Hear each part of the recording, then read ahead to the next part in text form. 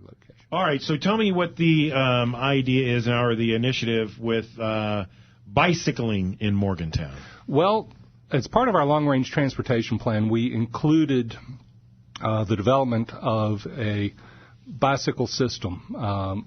And to do that, you really need a full-blown bicycle plan. The Morgantown Bicycle Board really has done an excellent job of developing a route suitability map and also taking a look at improvements that they would like for cycling throughout the area. What we're doing is we're taking that vision and expanding it to create a long-range bicycle plan, which the long-range transportation plan, the big overall plan, has allocated approximately $5 million to implement.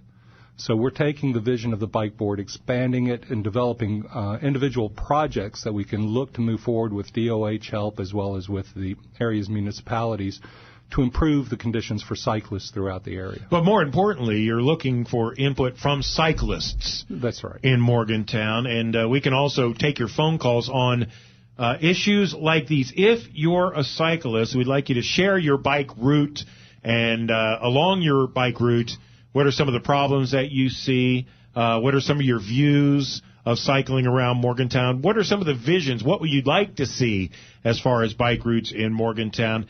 Talk about the opportunities you see, problems you see, and there's also going to be an open house coming up, which we'll tell you about. But if you want to share your thoughts this morning on Morgantown AM, we'd love to hear from you, 304-296-0041. I know that we have passionate cyclists in the area. We had one that worked here not too long ago. She's since moved on to another job, but she just said that motorists are just not very respectful of cyclists on the road. So I know one of the problems is, at least for motorists, that cyclists are sharing the road, which legally they're allowed to do, correct? Correct. But then, you know, they're not going the same speed as other vehicles. Vehicles go around them, cross the center line. You know, that's a problem. So this is kind of what we're talking about, right, is making motorists and bicyclists and walkers and everybody work better together. Well, and you can address those issues in several manners. Just to go back, state law does have a provision that cyclists are equal users of the road. And the bike board has a very good slogan that they've been promoting, which is same rules, same rights, same responsibilities, meaning that cyclists follow the same rules as a regular automobile or truck. The other issue you have, and that is an issue with the differing speed of the two vehicles, is if you have a wider outside lane, for example, the standard lane is 11 or 12 feet depending on the road. If you have a 14-foot lane or something like that, then it is possible for a car to pass a slower bicycle. And getting those kinds of accommodations in place where the two can coexist in a safe manner are the types of things we're looking at with the bicycle plan. Do we have any 14-foot lanes in this town? Yeah, actually, I believe there's some on 705. But that's definitely to the right of the white line, though, when you're including that, right? Well, that's the shoulder. Right. And typically there's a problem with actually riding on the shoulder. I'm speaking of on the left side of the white line. What happens with actually riding on the shoulder is broken glass, bottles, debris gets in that portion of the area, and that's a real hazard for a lot of cyclists if it's not adequately maintained. Plus, the rumble strips are pretty rough on a bike rider. Yes, they can be. Dave? What? I know you have... Dave's a motorist with a big vehicle. Yes, I am. And I would imagine that you've come across some cyclists and you've had to slow down. That probably irks you. Oh, to no end. But most of the people... To me, it all becomes an attitude when we're talking about the plans and talking about sharing the road. Most cyclists, when I drive up on them, you know, if we're on Falling Run Road, it's one thing. But if it's 705, if it's one of the major thoroughfares, when they have an opportunity to pull over to the side, you know, a wide spot, they will. But there's always the one guy, Jim, the one guy who says, by golly, I got a right to this road and will back traffic up all the way up through the roundabout. That's the guy. That's the guy. And we share the same responsibility on the road. Generally, hey, if you're on a road, he's got a right to that road. I'll follow you for a little bit.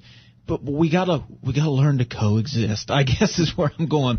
Because that's where Bill's going, I think, right? Because we know there's not a lot of room to, we know there's no room to make roads wider in Morgantown, or we would.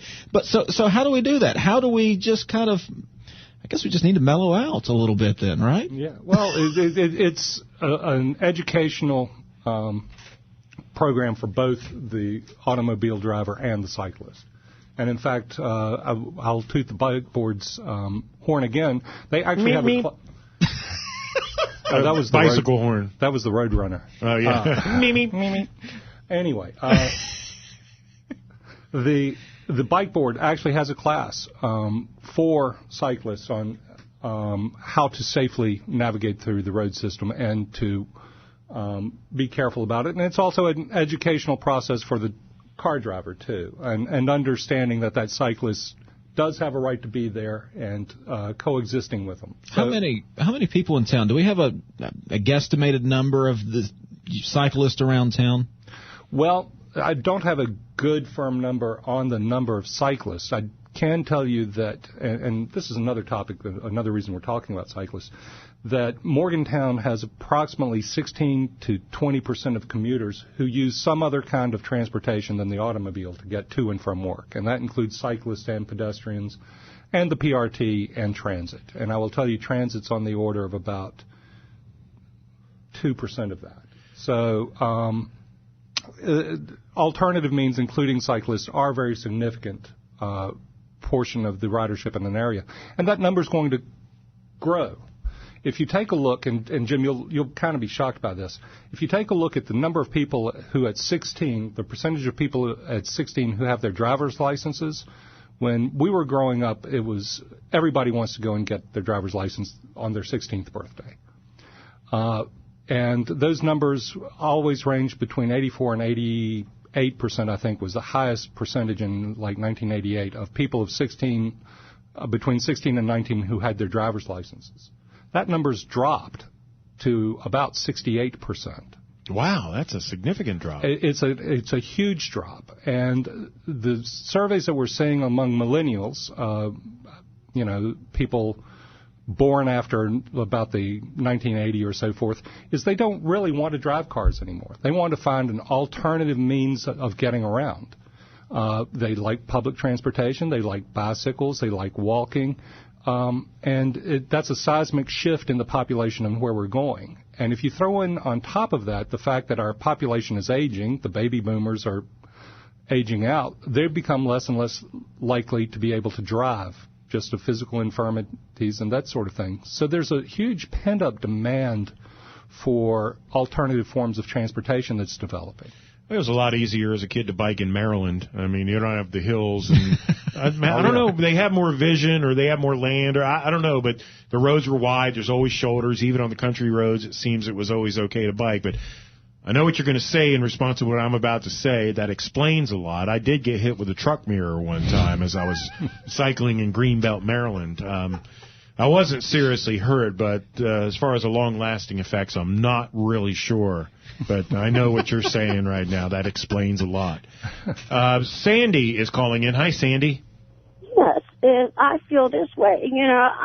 It doesn't bother me when I see a bike on the road, but to say that they get just as much freight as somebody in a vehicle, well, if they've got that right, then why aren't they paying to get tags put on their bicycles and paying taxes on those bicycles just like we do a vehicle?